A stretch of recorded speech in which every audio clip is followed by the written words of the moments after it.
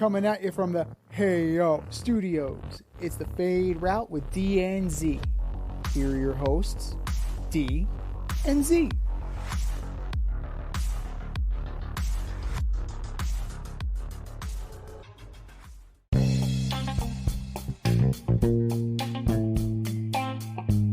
Coming at you live from the Ayo Studio. Hey yo. It's the Fade Route with D and Z. I am D, and we've got a great show for you tonight. Yankees lose 8 straight. Spain wins its first Women's World Cup. And someone is falling in love in Green Bay. But we'll begin today's show with Chapter 5 of the Johnathan Taylor Colts love story. Oh my God. Colts have granted Taylor permission to seek out a trade, and he's working the phones. So Z, I ask you, who should JT call, and what is his value at this point in his career? Well, you have a guy. Now there's a guy. Here's a guy who only played 11 games last year, ran for 861 yards, 4 touchdowns on the year. But four? A whole four. Coming off of that, of back-to-back seasons of double-digit touchdowns, right? Now, you have back-to-back seasons of over 1,000 yards. Now, you can chalk this up to the fact that he missed significant time, but at the same time, things are not going well in Indianapolis, and it looks like they're trying to move on mutually. Now, who does this benefit? Now, running back is a devalued position, as we know. Right? We've been talking about it all summer. Between Saquon holding out for an extra $2 million to chapters 1 through 4 of Johnathan Taylor, it's going to be hard, right? They're marketing Taylor as a first round, second best rusher in the league type of person, and they want a first round return. They want a first round pick return. With the devaluing of the running back position, that's not happening. That's just not happening with the collusion around the league. The best you can do if you're valuing a second round pick, like, who's going to do that? Who is going to be able to do that? If you're not looking for something in the immediate future, the Rams immediately come to mind. If you're looking at the 2087 first round pick, sure, fuck them picks. Like, he's not going to be around. The owner's probably not going to be around. McVay's not going to be around. Nobody's going to be around to see that pick come to life. Right. So go ahead, via Conios. The other one, the Eagles are always looking to add, right? The Eagles have an embarrassment of riches at every position. So why not running back too? Even though they have DeAndre Swift, and Gainwell is good, Boston Scott is good. Right? Why not add a guy? They just got Swift, right? Right. Well, why not add yet another guy? Like, the first team that he was linked to is the Chiefs. They got Pacheco. They have Edwards-Helaire. Like, why do they need one more running back? Like, why is this happening? So, like, if you're going to add as an impulse buy, you're going to add as a luxury. And I think that those are the teams that are probably willing to spend the draft capital to get Johnathan Taylor.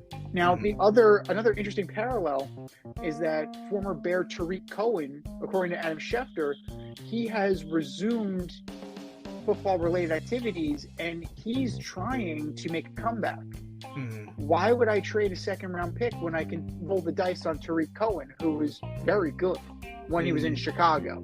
The injury history is there, but Johnathan Taylor was injured last year, and he's currently injured.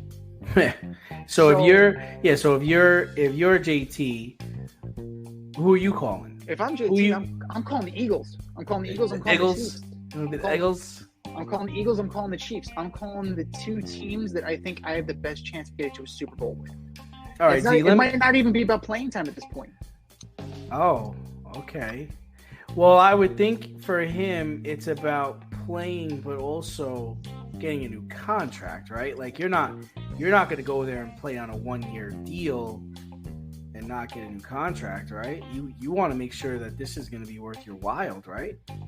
You would think so, but I'm saying if you were him, if I'm him, I know I'm fucked.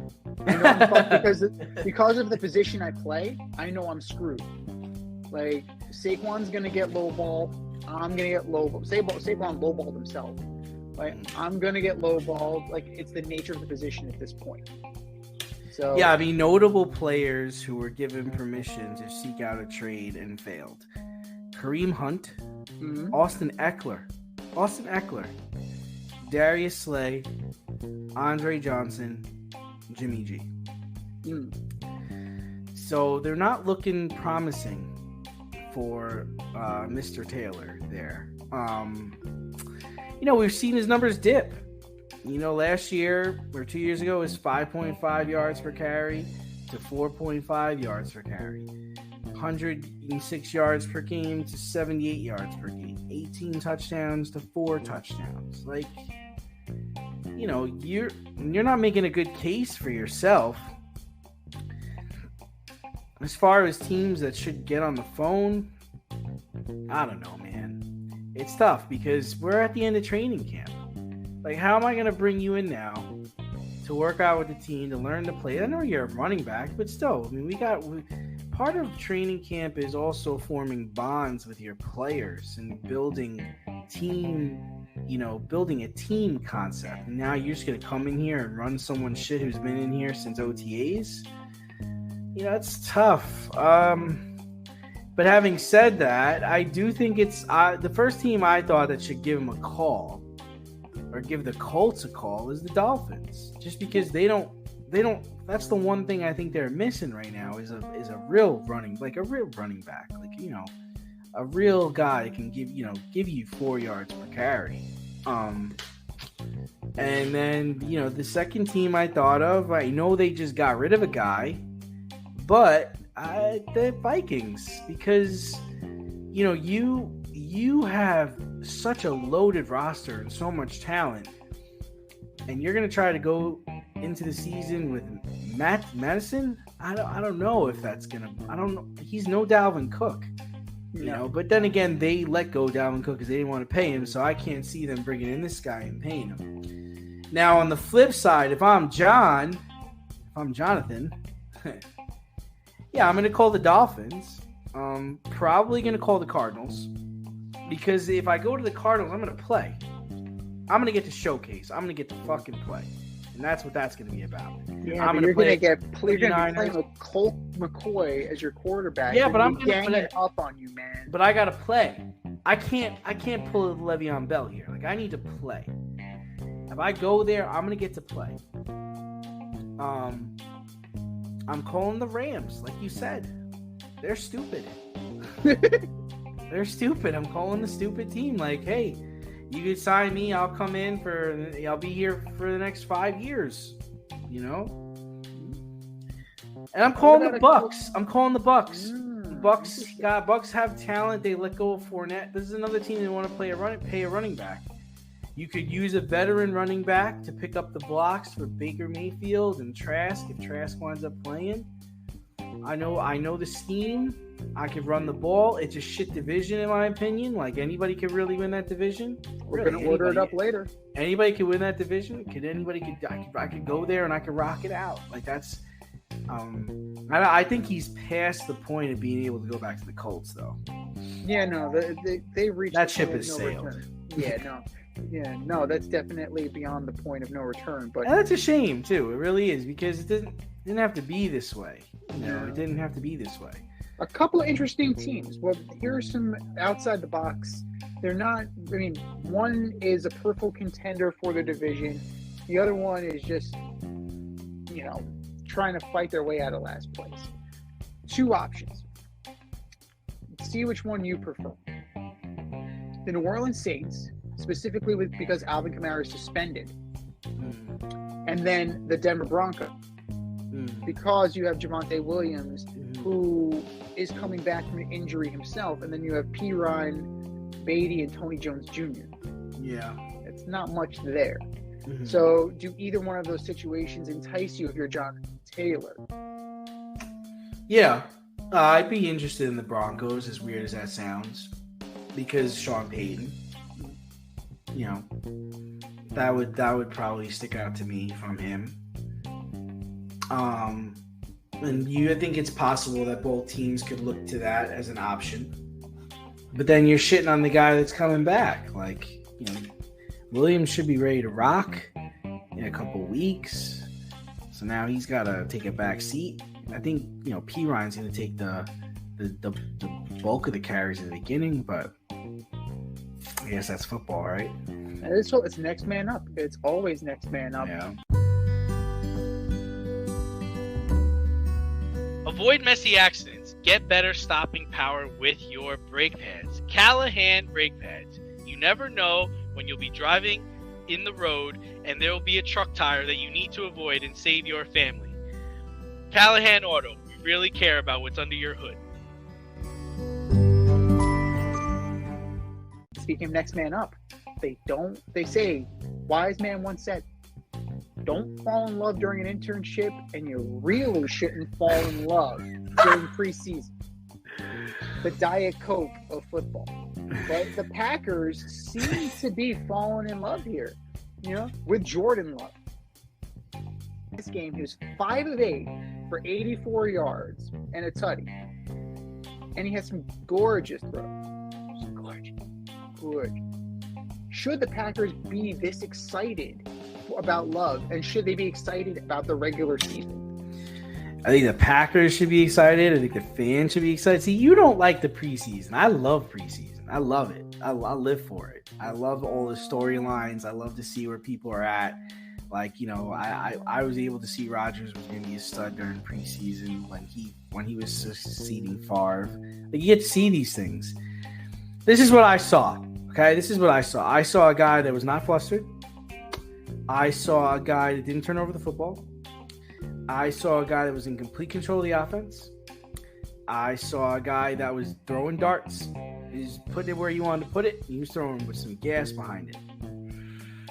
I'm starting to feel like the Packers front office might know what they're doing here. They might have gotten this right. I mean, they had to do it, and that's what I don't understand. Like, everybody's ripping the GM, and how could you trade away Rodgers? And but what did you want him to do? Eventually, you have to move on. We have to see what Jordan Love is. And, you know, he sat for 2 years, 3 years? It is time. It is time.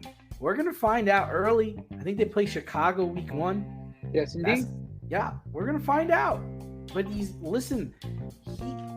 playing with younger guys. And while Rodgers was frustrated with these younger guys, he's having fun with these younger guys. And it's so odd to me that Rodgers was so frustrated with the Packers' younger guys, but he seems to be getting along greatly with the Jets' younger guys. Don't understand that at all. That is interesting. That's an interesting little observation there. But if he comes in here, Z, if he comes in here and lights it up, like let's say they go 3-2, right? The first 5 games. You're not going to tell me you're a Packers fan. You're not elated. You're not the GM, and you're like, all right, this fucking worked. Like, you're not. If they start out 3-2, which they could do, you're not going to be like, holy shit, they made the right move here.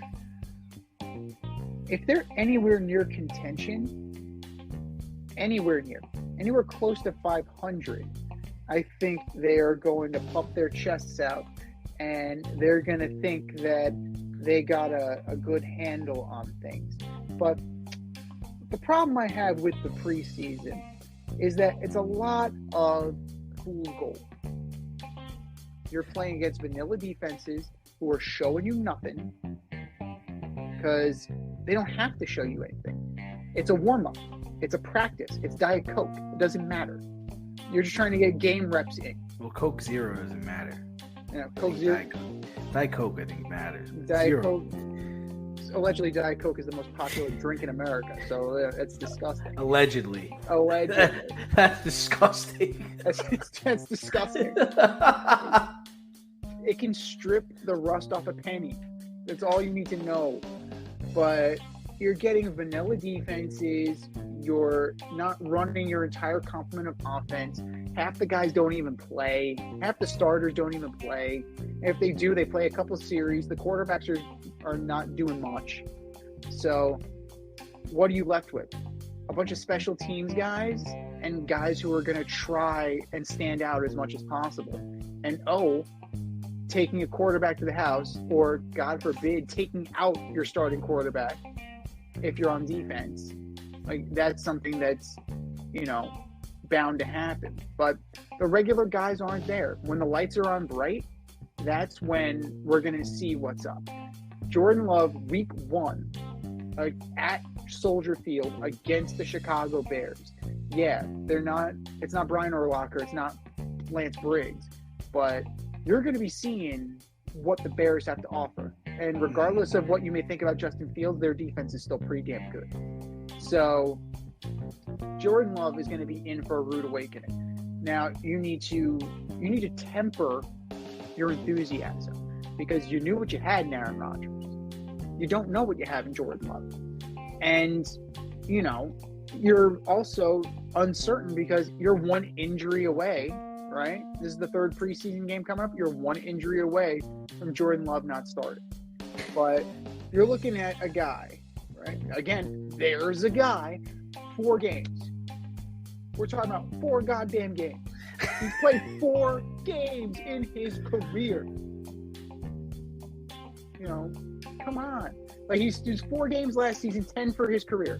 3 touchdowns, 3 interceptions, 606 yards. 60% completion. Okay, that's okay. That's decent. But he's not out there. He's not out there Trey Lance in it. No. He's not out there Zach Wilson in it. Like, he looked like a professional quarterback. Like, he looked like he knew what the fuck he was doing. But there's a reason why they say don't fall in love. Because once the lights are on bright and guys once they start trying, that's when shit's gonna hit the fan. The fortunate thing for Love, is that he's got AJ Dillon, right? And he's got Aaron Jones. Mm-hmm. Yeah. So that'll take the pressure off. Christian Watson's a good receiver. I think he's a good second-year guy. He's gonna be all right, man. Dobbs will be okay. Like, they have some guys. They got some players. Yeah, they got some players, but they're all gonna go through their growing pains. They opened up pretty rough. They opened up against the Bears. Then they got the Falcons, tough game. Saints, tough game. Lions, tough game. If they get to their bye, their bye is week 6. What is an acceptable record if you're a Packers fan? What's an acceptable 3-2. 3-2. If I'm a fan, you're 3-2, I'm feeling good. You're 1-4, I'm like, fuck. Like, even 2-3, I'm like, jeez. Unless the 2 wins are against division opponents. But I mean, look, before you go on your bye, see 1, 2, 3, 4, 5. Yeah, before you go on your bye, you're playing the Raiders. Who probably will be tougher than we think they are, right? The Patriots, the Las Vegas Patriots, I think they'll be ready to go. So, I don't know. I think 2-3, I think that's fine. Like, you're still kind of dreaming.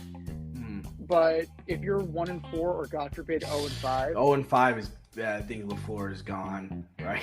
Yeah, you have to be. Because you're looking at the Bears, their expectations are high. The Falcons, their expectations are high. The Saints, their expectations are high because that division is terrible. The Lions, they're expected to be the division champs. And then you have the Raiders. They could be a wild card team in the playoffs. You're right, though. A lot of people are saying that the Lions are going to be the division champs, but I think the division's tough, man. Like, Chicago's good. The Vikings, I mean, they lost their running back, but for the most part, their offense is coming back. We'll see what happens. But sticking to preseason, The Washington Commanders ended the 24-game preseason winning streak of the Baltimore Ravens yesterday by winning 28-29. Yeah, someone actually keeps track of records during the preseason. This is the longest preseason winning streak in the history of the National Football League, and it's been snapped. Big deal, little deal, no deal. I'm sorry. Was there a championship? Did they put up a trophy for this? Like, or is this the Undertaker at WrestleMania? Like, what's going on? Undertaker. And that got conquered by one Brock Lesnar. So yes. So we can talk about that another day and whether or not that should have been done. But honestly, who cares? Again, you weren't chasing the Dolphins. The undefeated Dolphins. You weren't even chasing the undefeated Patriots. You had a 24-game winning streak in games that don't matter. Congratulations. I don't know how differently to say this. Like, it doesn't matter. Like, I'm glad that they played well. I'm glad that Sam Howell is establishing himself. I'm glad another guy that looked very good. Yeah, like Jacoby Brissett, like he's probably going to be the backup. Although you do have the immortal Jake Fromm there. Antonio Gibson looked good too. Not to just switch things over to the Redskins. Damn. Yeah, I mean, it's you got some options. Sam Howell, 19 for 25, 188 yards and 2 touchdowns. Thank you very much. I'll take that. I'll take that. No, Jahan Johnson, 5 receptions, 76 yards. Oh yeah, I'll take that. But now look at the flip side. And who was starting for the Baltimore Ravens again? Josh Johnson, baby. Who couldn't finish the NFC title game last year. So he's in this game. He threw 10 or 12, 145, 2 touchdowns and a pick. Yeah, but I'm sorry. No. Lamar Jackson's not out there. Who gives a shit? Like, we've established already that without Lamar Jackson, this team is dead in the water. Like, if they put this team out there in a regular season game, it's going to be 29-28. They're going to lose, and they're going to lose bad. So, Anthony Brown was your backup. He also was the leading rusher. Right? Your boy Melvin Gordon only had 8 carries for 34 yards. Like, you're a man, pots and pans. Right? Zay Flowers, 2 for 37 and a touchdown. The best and the brightest weren't there for the Ravens. So, they don't hand out trophies in preseason. So don't go back like you won the friggin' Super Bowl. I'm sorry. Like, this bothers me. My fiance and I, we went to see the Premier League over the summer. They came to the States. And Chelsea won the Premier League summer tournament. Okay, that's fantastic. They don't sniff the Premier League. Like, the regular season's now. They ain't sniffing it. They're not sniffing it. They're sniffing last. Ugats is what they're sniffing. They're sniffing Ugats. So when the lights are on, when they start keeping score for real, let me know. I'm not about this. I know you like this. I know this is your thing. This is absolutely no deal for me. Right? I love it. I can't get up for it. I'm sorry. Oh, I love it. I can't get up for much more these days, but I can get up for this. I think it's a big deal, actually. Like, it makes me a little as a Ravens fan, it makes me a little nervous about the Ravens because, to win 24 straight preseason games, you were trying. That didn't happen by accident. There's no way that you were going to win that many games over that many years. And it was just because of fluke or lucky. You know what I mean? Yeah. They've been really trying. This record meant something to the Ravens, and I think it meant a lot to the Ravens fans. I mean, I think if you couldn't get a ticket to a regular season game, you get tickets to the preseason game because maybe everybody sells those. You get to go to the game, and you get to go to see your team, and they win. I mean, that's a big deal for some people. Like I said earlier, Zay Flowers played well, but on the Commanders side, man, Howell looks good. The only thing I would say is, looking through these stats right now, it's a little deceiving because, yes, the Commanders won. They won by 1 point. Yes. They ran 81 plays. The Ravens only ran 50. Their time, they had the ball 11 more minutes, and they only got 1 more point than them at the end of regulation. So it just goes to show you,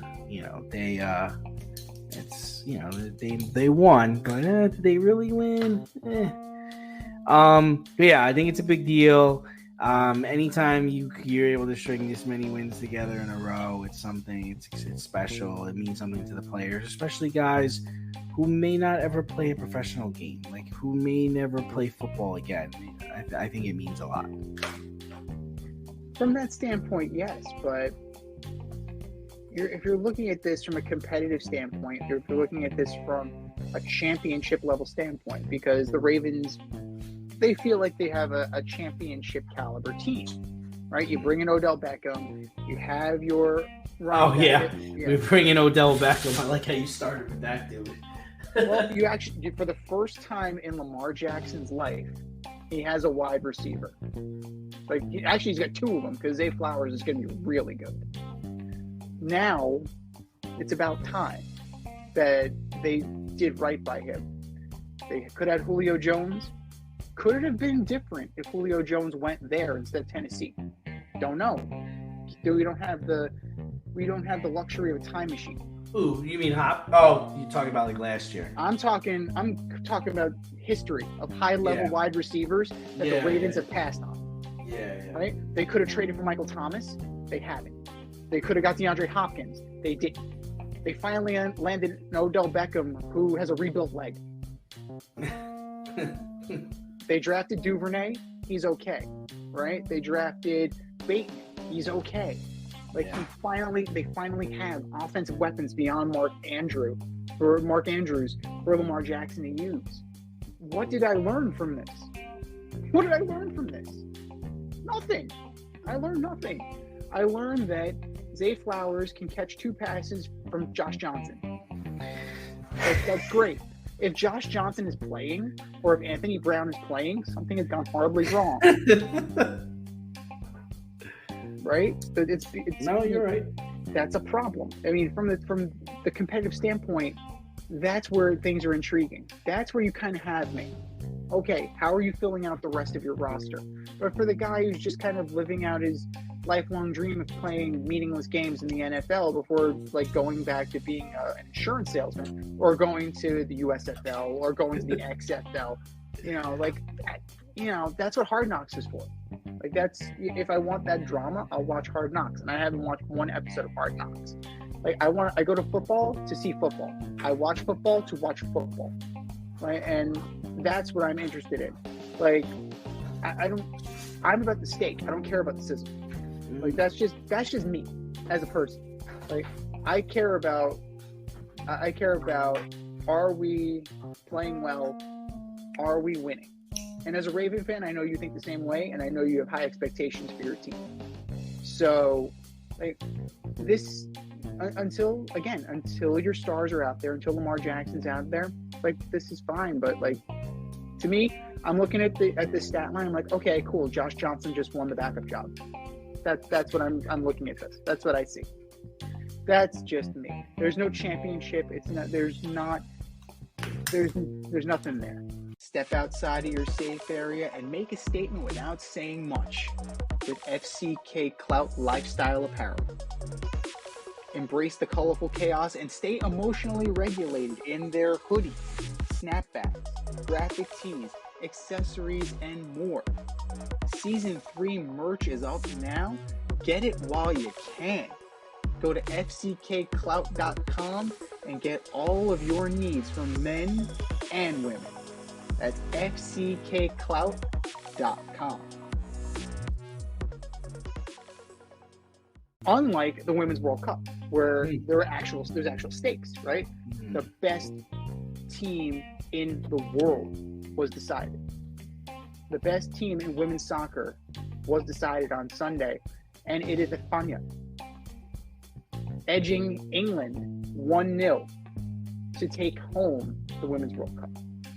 So what is your reaction to this? Happy for Spain, sad for England? Are you looking forward to the next World Cup already? Buying season tickets to the NWSL? What say you? Where are you in the spectrum of emotions? Yeah, I actually watched the game. I watched the whole game. I actually did feel bad for England because I felt like there was a lot of effort there.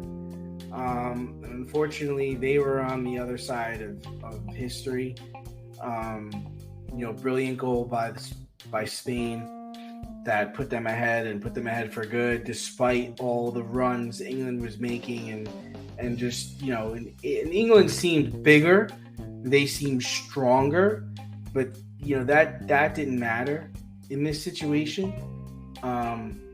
Unfortunately, the women's victory is kind of being overshadowed by this guy Rubiales, who kissed the star forward on the lips, kind of grabbed her face and kissed her on the lips after the victory. She was not happy about it at all, and she made sure she told everybody she wasn't happy about it. Committed sexual assault on national television. Yeah, it just stinks that this is what we got to talk about. Like, we should be talking about how brilliant they were during this whole tournament, how they executed stupendously against England, but instead, you're right, we're talking about a sexual assault that happened on national television, and there's nothing anybody can do about it. They're calling for this guy to resign. He's not resigning, and he's trying to say it was all built in emotion. Dude, man, you kissed a guy on the lips, it would have went over that smoothly, dude. No, like, none of this. It's completely unseemly. He should go. Like, yeah, you forcibly kissed a woman against her will on national television. Yeah, in front of the world. Yeah, global television. Made her uncomfortable, and she even said it. Like, she didn't like it. She didn't. I don't care how great this moment was. You can't do that, dude. You can't do it. You can't have it. No, you can't have it at all. Absolutely not. But let's stick to the facts of the matter in terms of the play. Right? England was playing very well. Like, both teams knocking on the door. Both teams were very crisp, and a little bit. England seemed to be a little bit faster with their passing. Spain was more precise with their passing. With 57% of possession. A few runs were mistimed. England was called for 4 offsides. So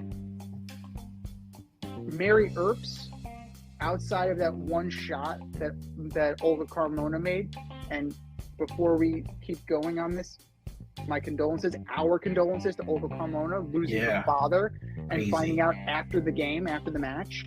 So our condolences go out to you. But she just ripped one past Mary Earps. Like, that could happen to anybody. Like, we see it all the time. But Mary Earps had an amazing game. Right? She more than held her own, and got beat by a great shot. You got beat by, something that probably could have stopped, but more than likely, no. No, it's tough. It's a tough spread. That's a tough one. But Spain dominated in corner kicks. Yeah. So that was the thing, is like, and you could tell England was definitely the aggressor. They were aggressive. They were really aggressive with Spain, but they almost had double the foul. It was finesse won in the end. At the end, finesse did win, but you have to wonder, like, tactically, you don't start Lauren James, who is your best offensive player. I mean, is there a question of subbing her on too late? Was it too little too late? Because England was trying to press at the end. Spain was in a defensive shell, and it was completely impenetrable. It was a masterful performance of getting out ahead and closing out a lead. But it was overshadowed by what happened at the end with Rubiales. Yeah. Now, for me, I'm very happy for Spain, right? Because this is the first time since the inaugural Women's World Cup that you were guaranteed a new champion.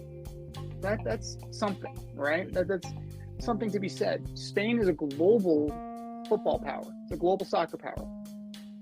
So to have that validates women's soccer in Spain and validates women's World Cup soccer globally beyond, your Americas and your Germanys and your England. You have a seat at the table. You definitely have a seat at the table where you already had it in men's soccer, and now you have an equal footing because the women have won something. I'm encouraged for England too. They did not play poorly. Right? This is the finals that we deserved as viewers. Absolutely. And for me, I'm as a fan, as an outsider, I follow men's soccer. I don't really follow women's soccer. I'll start following women's soccer now. It was a different game. Women's soccer is it's a great sport. It's a great women's sport. They're very competitive, and I feel like sometimes their games are better than the men's games. Honestly, I really do.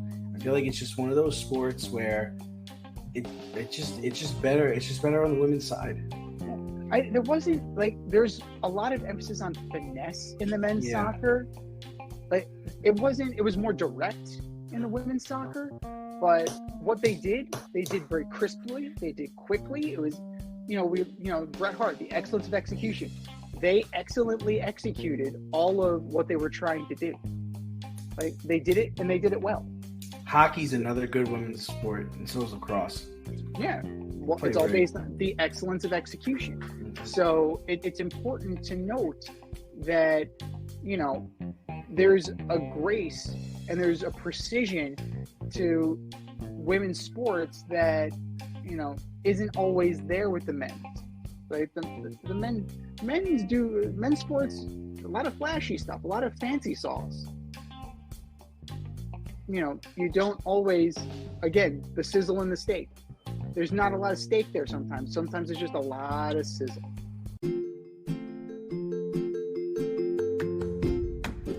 You can't help but smile when you see a balloon. The simplest occasion is a party. Westchester Pop Stars, located in New Rochelle, New York, offers balloon styling and decor for all life's events. Birthdays, anniversaries, weddings, showers, school and corporate events, store openings, or just because. Westchester Pop Stars takes balloons and shapes them into works of art, creating decorative installations for your special occasions. No event is too big or too small, and their custom personalization service is top-notch. Westchester Pop Stars is a private studio, quickly expanding. In-person consultation is by appointment only. Send an email to westchesterpopstars@gmail.com for more information or to schedule an appointment. No need to hire an event stylist. All you need is balloons. Currently servicing Westchester, Putnam, New York City, and Connecticut. To find Westchester Pop Stars, search for them on Instagram, Facebook, or Google. And speaking of sizzle, more like fizzle. The New York Yankees were swept over the weekend by the third-place Boston Red Sox and are 1-9 in their last 10, currently on an 8-game cooler. The Bronx Duds are now 4 games under 500, heading into the last week in August. Brian Cashman finally called up some young reinforcements. Right? You have. Oh, by the way, they lost today, so that's 9 straight. Ooh, golly. To the Nationals. To Josiah Gray, New Rochelle High School's own. New Rochelle's own, Josiah Gray. Congratulations, I guess. But Everson Pereira, the Yankees' number 3 prospect, is here. Oswaldo Cabrera is here. Oswaldo Peraza is here. Carlos Rodon is back and then did that. So are the kids hopping aboard a sinking ship, or can they empty out enough water to keep these Yankees afloat to the playoffs? Yeah, this ship is underwater. This ship is in its. It cannot be saved. You're fucking losing 2-1 to the Nationals. No, these guys should have been brought up a month ago when the team was over 500. They're now 5 games under 500. I'm telling you, they are going to finish the season in last place and under 500. And I got to see how not fire Brian Cashman over this shit. Because if he doesn't, New York's going to lose their mind. They're going to lose their fucking mind. If we're to believe what we're told, his job is safe. Yeah, that's what he said. Like that's what are we supposed to say here? But it's atrocious. How many teams are there in Major League Baseball? Remind me. 30. 32. The Yankees, 30. The Yankees are 29th in batting average. 29th. There are 30 teams in Major League Baseball. The Yankees are 24th in runs scored. There are 30 teams in Major League Baseball. The Yankees are 26th in on-base percentage. There are 30 teams in baseball. The Yankees are 22nd in slugging percentage. These are the Yankees. Lindsay Adler of the Wall Street Journal had an interesting article today, saying that this goes back to the baby boomers. So 2016, 2017, when you had Aaron Judge, Tyler Austin, you had Gary Sanchez, you brought up Glaber. Gary Sanchez, that guy. There was hope. There was optimism. Like there were good feelings. They outkicked their coverage because they weren't supposed to be there, and they got to Game 7 against the Houston Astros. And Miguel Andujar was there, Clint Frazier was there, right? All of these guys were there, and you had plenty of optimism. You had plenty of reason to be happy if you were a New York Yankee fan, because you were trending in the right direction. So that was the premise of her argument, and to a degree, she's correct, right? Lindsay Adler's 100% correct. You had a guy who finished second in Rookie of the Year to Ohtani and Andujar. You had a former top prospect in Frazier. You had a guy who won the Rookie of the Year in Aaron Judge. Gary Sanchez is who he is, but there was enough promise there. There was enough power there where you look past the fact that he sucked as a catcher. And, San Diego's figuring that one out, and he's DHing. But they got caught, right? They had this youth movement, and then they traded for Stanton. They signed DJ LeMahieu. They traded for Rizzo and then extended Rizzo. They signed Garrett Cole. They signed Carlos Rodon. There's an identity crisis. Who are the Yankees? Are they a team that drafts and develops, or are they a team that spends? Historically, they've been a team that spends. Yep. They historically have been a team that identifies another team's best prospect and steals them for a song. That is what the New York Yankees have done historically. Now, they've become, under Brian Cashman and Hal Steinbrenner and Fishman and this analytics core, they've become a team that hugs their prospects, signs quadruple A players, and fills out a roster with mediocre talent. And to a degree, Adler's article also states that part of this identity crisis stems from the fact that Hal's trying to keep the fans happy, which is why he made some of the moves that they made. Like trading for Josh Donaldson. That was, right? That's really making Yankee fans happy. Right. I understand, the whole, remember the old ad campaign of chicks dig the long ball, right? When Mark McGwire was hitting home runs and then Glavine and Maddox were watching. Well, apparently he still thinks that way, right? Because you bring in your Stantons, you bring in Rizzo and extend Rizzo. Rizzo, for all the contact he makes, he's a power hitter. He has 295 career home runs. Like, as balanced as he is, Rizzo's a power hitter. So you're not playing to your strengths. You have a short porch in right field. You have one lefty.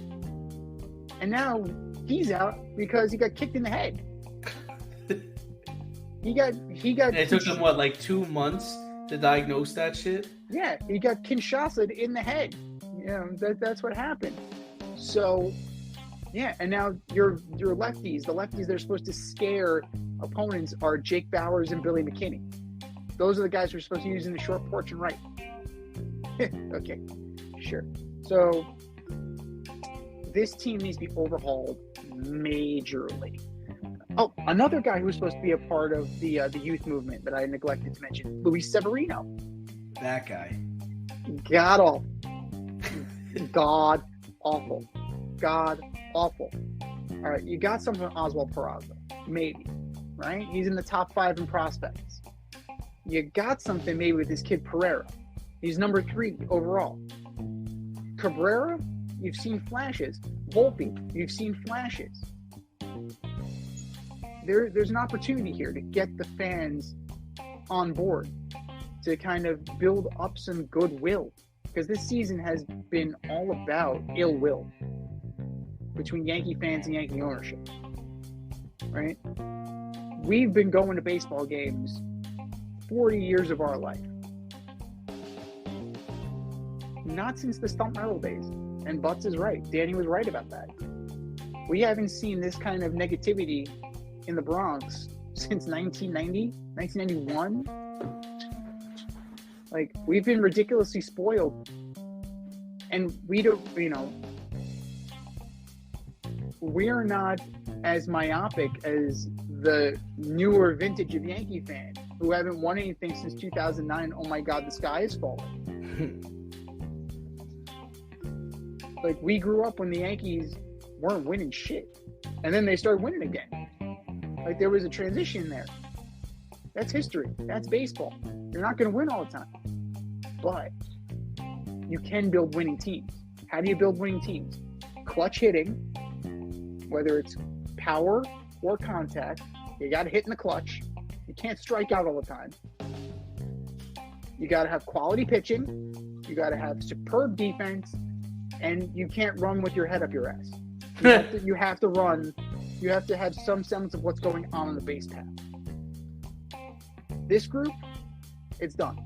It's over. It's fool's gold if they continue on and make some semblance of a run, right?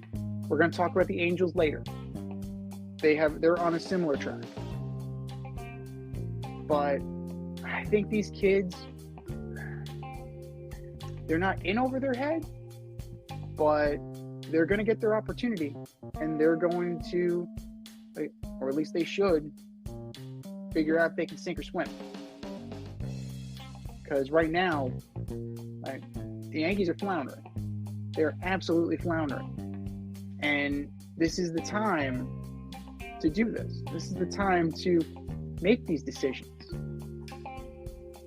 Because you're in a unique position that you're not normally in. Normally, you're just trying to, scratch and claw for the playoffs, or you're setting yourself up. Do the right thing. Cut bait where you can. Call up your prospects and see what you have. If not for Aaron Boone, for the next manager, and if not for Brian Cashman, the next GM. You need to know what you have. And there's only one way to find out what you have. Call up the kids and let them play. Let them play. Let them play. Let them play.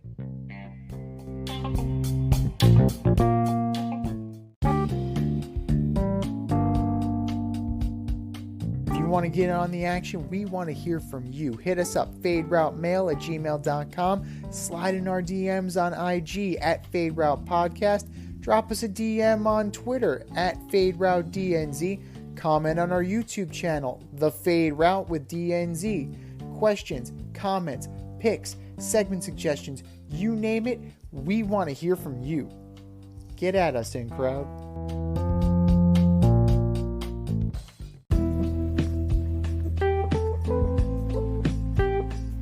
Bullshit or no shit? We're going to debate this week's most controversial sports topics right now.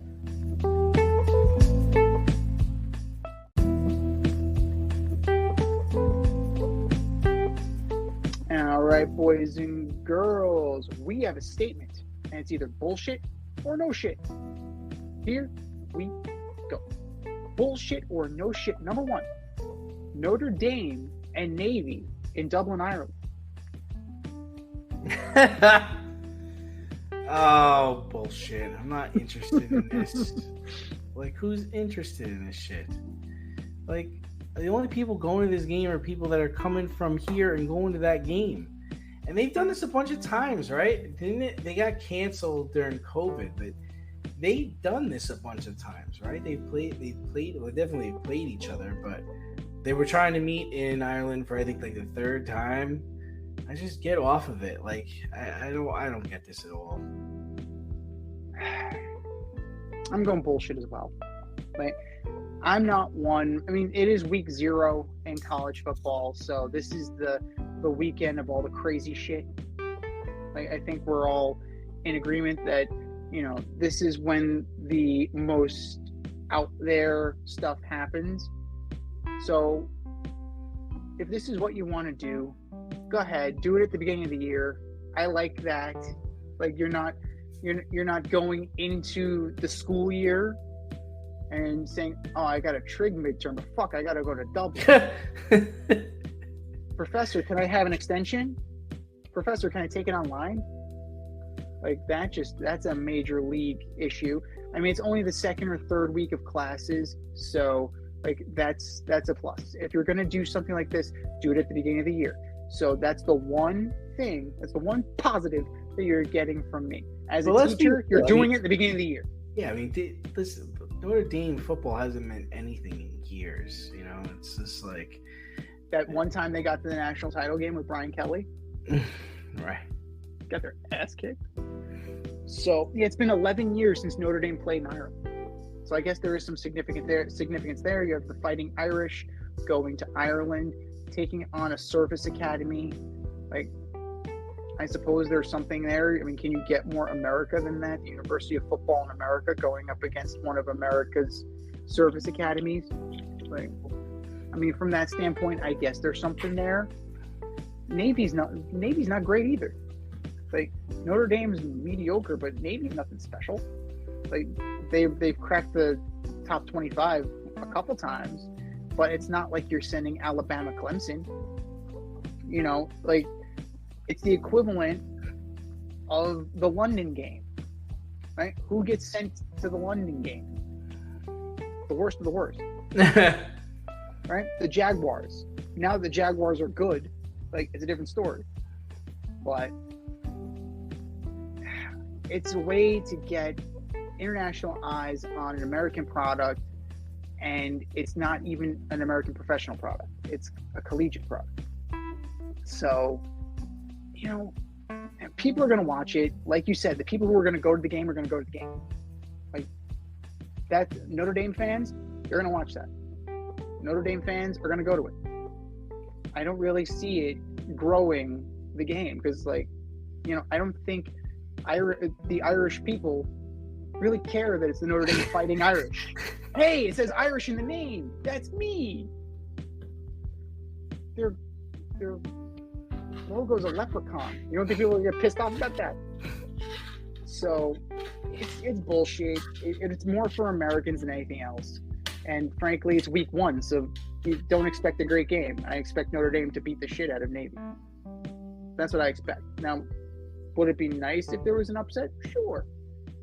But I'm thinking this is going to be a really bad showing by the midship. Bullshit or no shit. Number 2, Dwight Howard had a better career than Anthony Davis. You know, it's closer than you think. Like, when we first talked about this, I was like, oh man, it's totally bullshit. But you know what? Like, I do think Dwight. This all came up because Stan Van Gundy actually came out and said that The idea that Anthony Davis is part of the 75th anniversary team and Dwight Howard isn't is a joke. And he actually went to bat for Dwight, which is interesting because they didn't get along while he was in Orlando. I'm going to say that Dwight Howard I think Dwight Howard is the better player. If you look at his stats, so I'm going to say no shit. Dwight Howard definitely had a better career than Anthony Davis. They both have a championship. But the thing that gets me is Howard was All-NBA 8 times, Defensive Player of the Year 3 times, NBA champion. He doesn't have the points, though. That's the only problem is he doesn't have the points. But he also plays. I don't remember Dwight really getting hurt a lot. So even with that back problem, he played through it. And people don't remember the first 10 years of his career, like the first 8 years of his career when he was with Orlando. He was a beast. He was an absolute beast. He was stopping Dwight Howard. He was a monster. Dwight Howard and Jameer Nelson got that team to the NBA Finals. Right. That's all you need to know about Dwight Howard. He was a force of nature. Mm-hmm. Big dude. Is amazing. And now he's, languishing in China? By his choice, though. Well, how many offers are really coming in? So, at this point in time, how many offers are legitimately coming in? I don't know. Can't say. Yeah, I'm begrudgingly going to go bullshit on this. What? Only because Anthony Davis has played half the amount of games that Dwight Howard has. Anthony Davis is still an active player. At this point, Dwight Howard's NBA career stopped because he's overseas. Now, if Anthony Davis continues on his trajectory, he has a chance to be, a very good player. Just in the 75th anniversary good? Not 75th anniversary good. Neither one of them are 75th anniversary good. But, big men, the going rate on a big man in the NBA is not what it used to be. Right? It's not Mutombo. It's not Hakeem Olajuwon. Hakeem? It's not Patrick Ewing. It's not Greg Ostertag. Jokic is the class of NBA big men. So, Anthony Davis isn't touching that. But he can still be very serviceable. To me, Jokic and Howard are more comparable because of what Jokic has been able to do on the glass and what he's been able to do down low. But if you're looking statistically, in terms of scoring, steals, blocks, Anthony Davis has the numbers right now. He has the luxury of time, where Dwight Howard does not.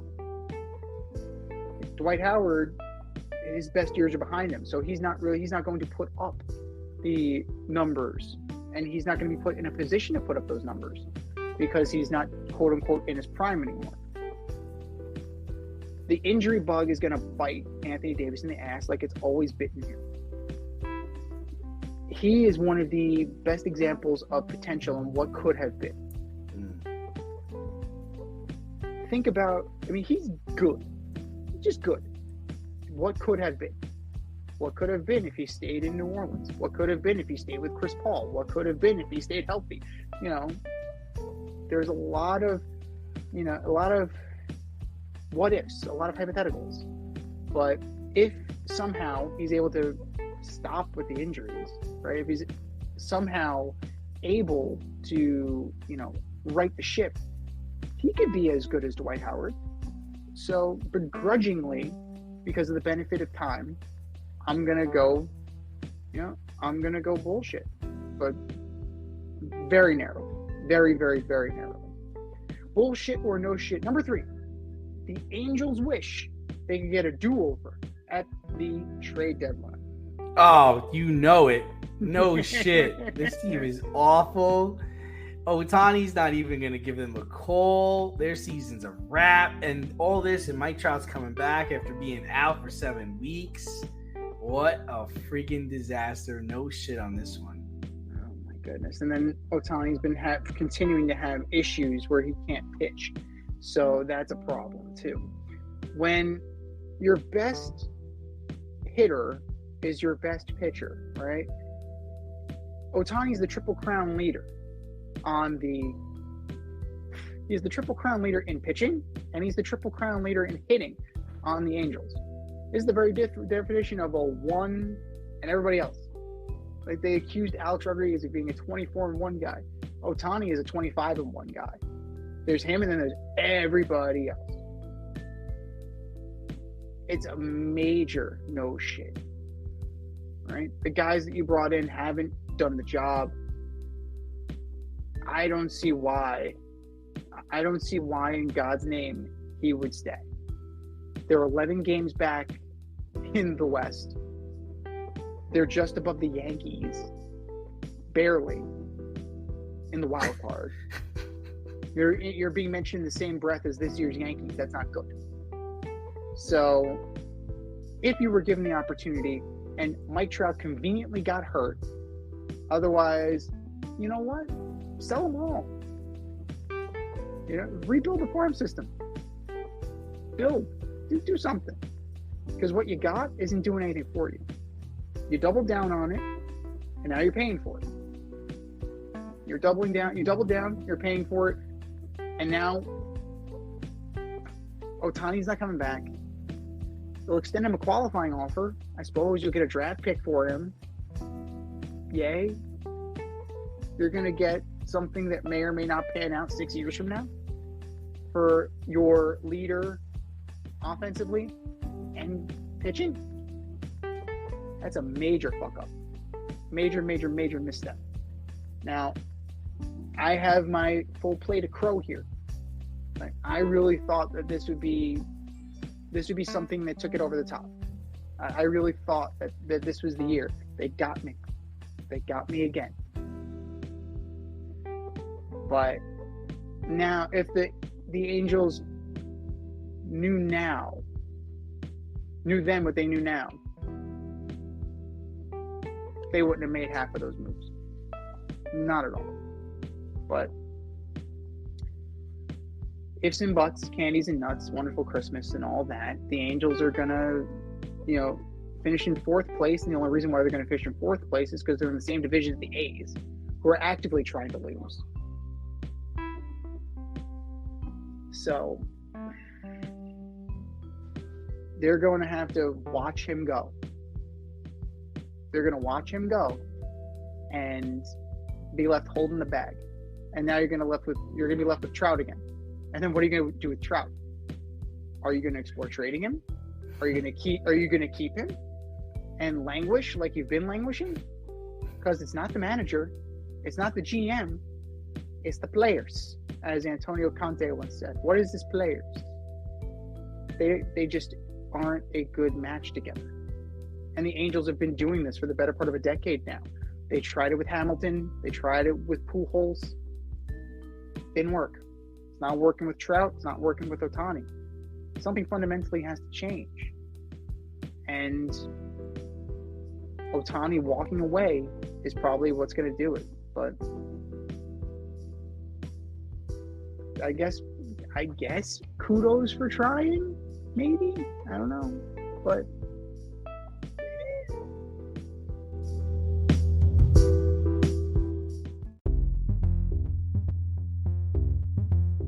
are you in need of air care maintenance or service? I have the company for you. Air Care Technicians. They service the Westchester and Northern Bronx area and can help you with all your heating and cooling, maintenance, and service needs. Just give them a call at 914-315-1547. Again, that's 914-315-1547. Or shoot them an email at aircaretechnicians@gmail.com. These guys are the real deal, as they are veteran-owned, licensed, and insured. Make sure to tell them that D&Z sent you.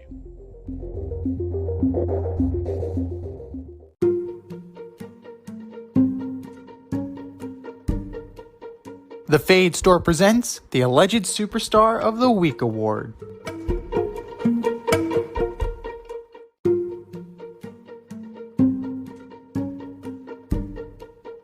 all right, boys and girls, you know what time it is. It's time for the Alleged Superstar of the Week. We put up a poll on our X page at FadeRouteDNZ, and you vote, and you vote, and you vote, and you vote. And the winner of said vote gets the coveted ass trophy and a shout out on this here show. And do you know, D, who took home the coveted ass trophy? No, I do not. Meet the Mets. Meet the Mets. Step right up and beat the Mets, like apparently the Braves just did. But that was last week. This is this week. Who are your nominees for Alleged Superstar of the Week, D? All right, first up, we've got Brian Cashman. 9 straight losses. 9. 1-10 in the last 11.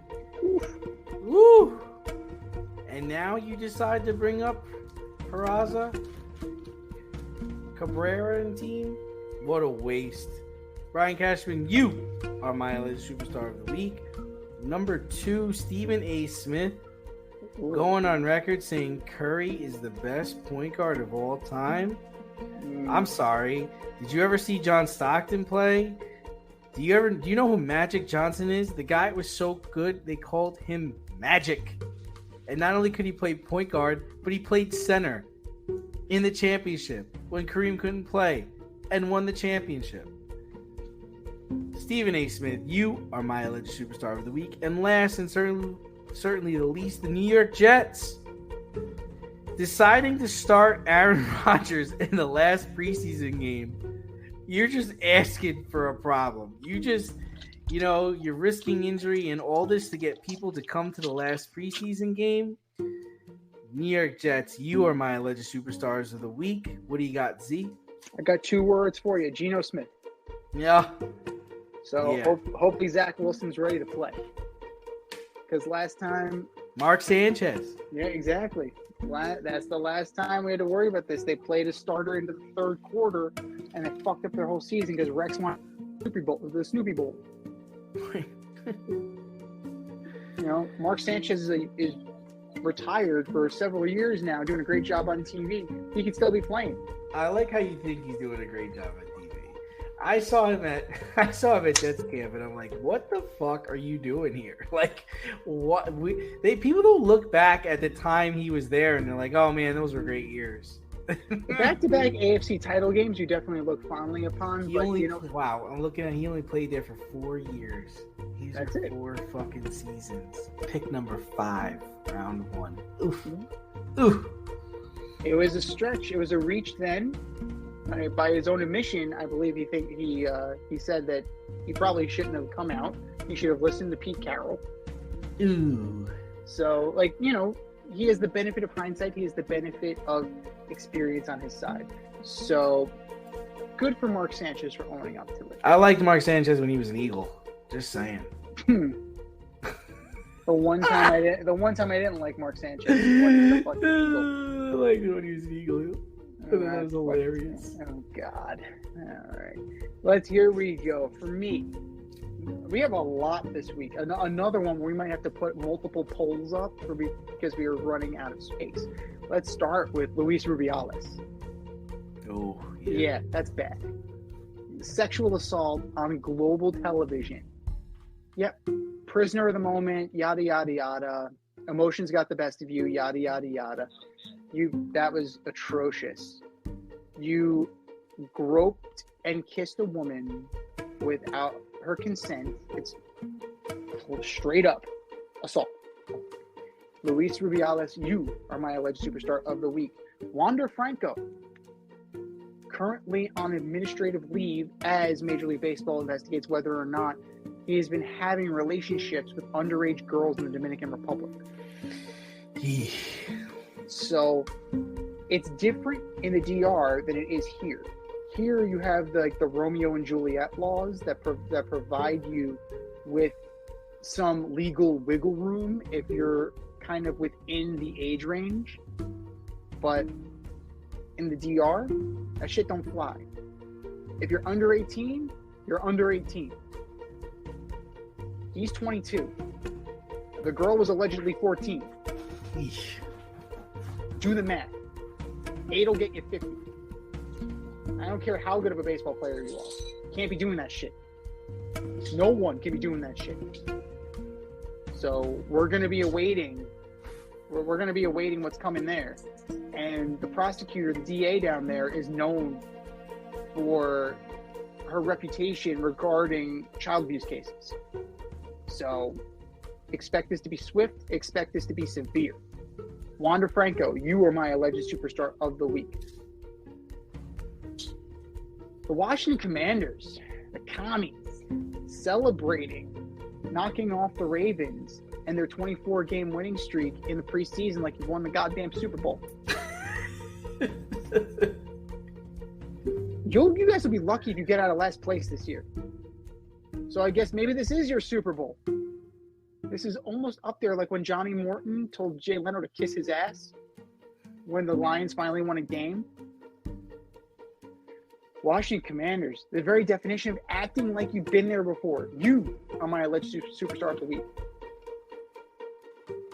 Oh my God. And we're still going. The New York Knicks, for hiring a guy who turned out to be a mole for the Toronto Raptors. I could keep going. He sent video of practice. He sent practice plans. He sent game plans to the Toronto Raptors. What the fuck are you doing? The Knicks are suing him. He's lucky that's the least they're doing. What the hell? What in the hell? Oh my God. The Knicks HR, that's a problem.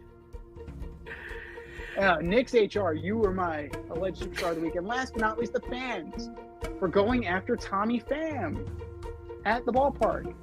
And then going after his cousin. Oh, no, was it his cousin? I think it was his cousin. A family relation. He's 13 years old. He's sticking up for family. And you're threatening this kid? What is wrong with you people? If you have an issue with Tommy Pham, take it up with Tommy Pham.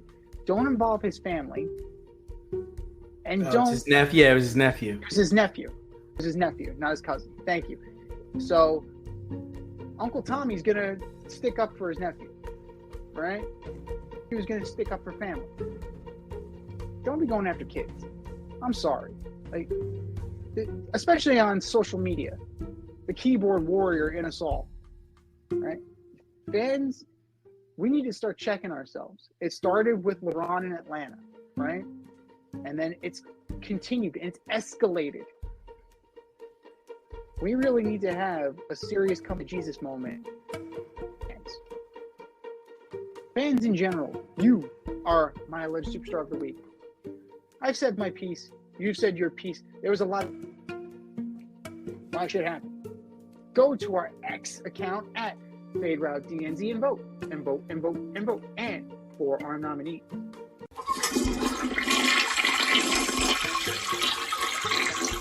Just do better, boys. Just do better.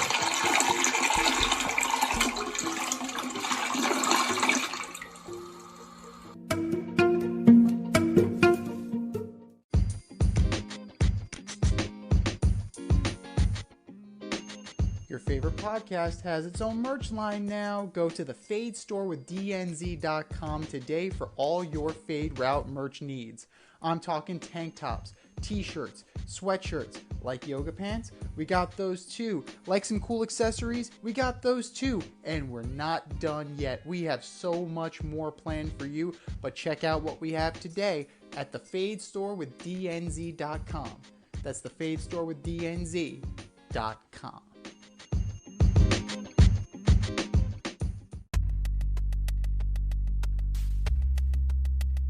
Order up!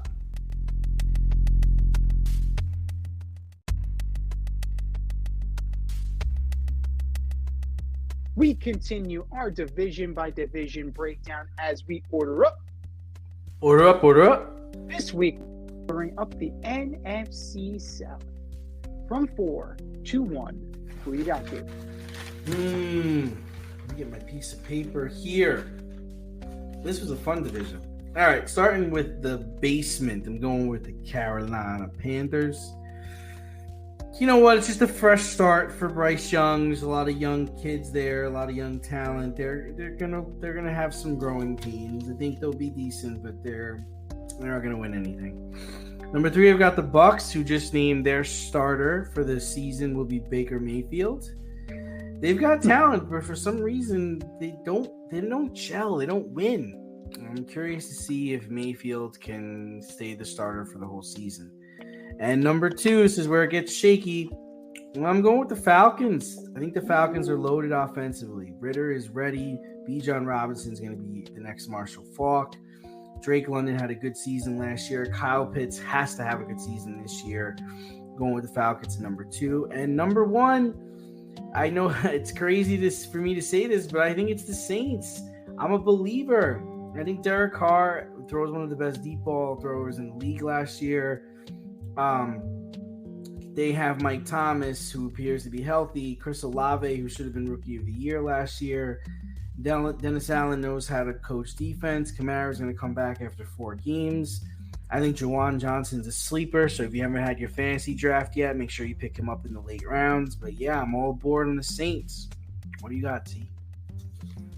Interesting. Very, very interesting for the guy who hated Derek Carr so much. I fucking hate that guy. You hate him so much. I hate that guy. He's awful. He's awful. Oh my God, it's amazing to me. That's how bad the division is.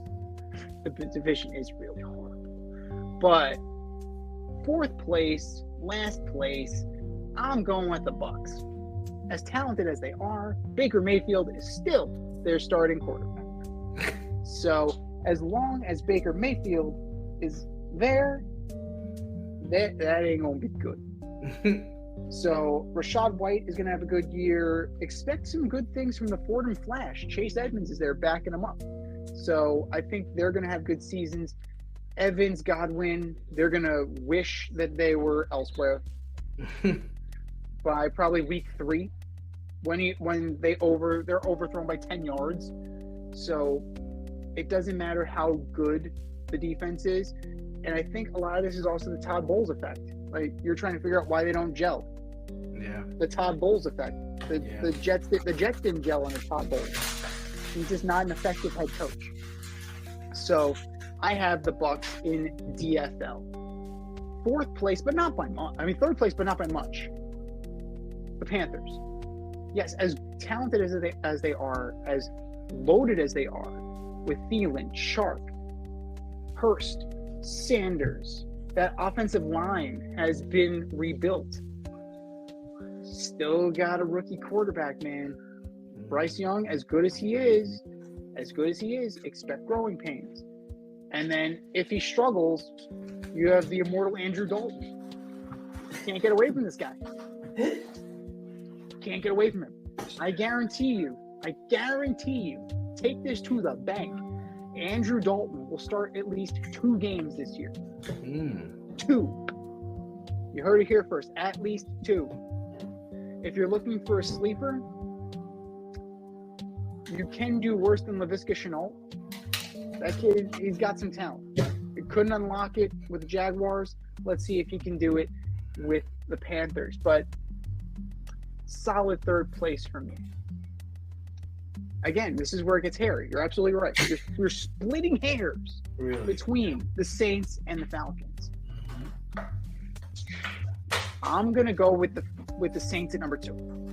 The Saints at 2. They have a solid defense, probably the best part of their team. Right? They have their secondary.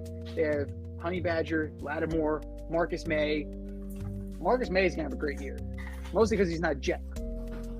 So he's going to do fantastic. Demario Davis, perfect example of a guy who excelled once he left the Jets. Cameron Jordan's there, still steady Eddie. I don't know what you're going to get from Derek Carr. Like, Derek Carr is a capable quarterback. What are you going to get? Don't know. We're going to find out. Jameis Winston's there. If he gets playing time this year, they could be all right. Right? If Carr gets hurt or something happens and you need to bench him in favor of Winston, you're gonna hold serve. You're gonna stay afloat. at least until Alvin Kamara gets back. And then what you do with him, who knows? But I don't trust Michael Thomas as far as I can throw him. That leaves you with Chris Olave. You really can't throw him very far with your bad hip. Yeah, I got the bad hip and 2 bad knees. I probably shouldn't be throwing anybody. So Michael Thomas, no, I'm not going to be doing that. But you're left with Traquan Smith and Chris Olave. That's not enough. When Michael Thomas goes down, it's not enough. So that leaves me with number 1, the Atlanta Falcons. You've got talent here.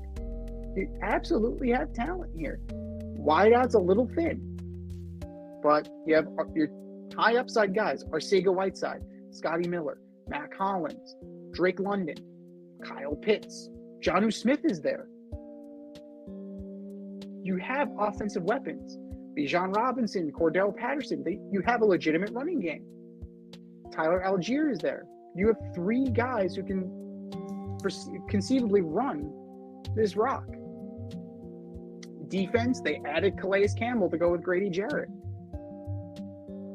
They added Jesse Bates from Cincinnati.